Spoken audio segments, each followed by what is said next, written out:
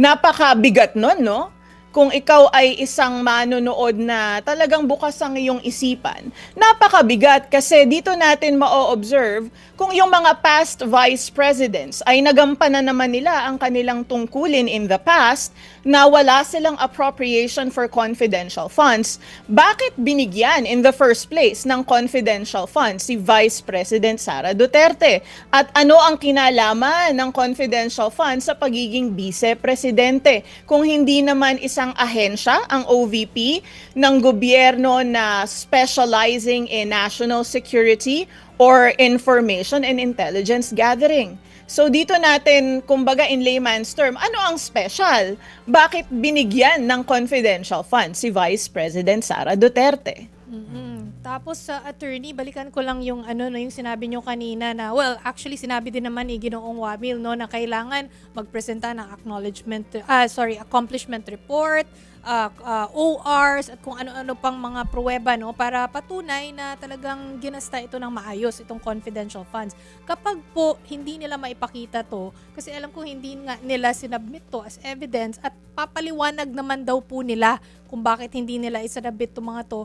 Just in case hindi nga nila masubmit talaga, would this weaken the argument of the defense? Meron ka bang naiisip po na talagang, well, malulusutan nila ito? Ba't hindi nila ibinigay itong mga to? Kapag po hindi nila na-explain no, ng depensa kung bakit hindi sila nagkaroon ng mga official receipts or bakit noon lamang nila pinepresenta ang mga official receipts, of course, it will be a setback for the defense, no? This is an impeachable offense in relation to alleged systematic misuse or misappropriation.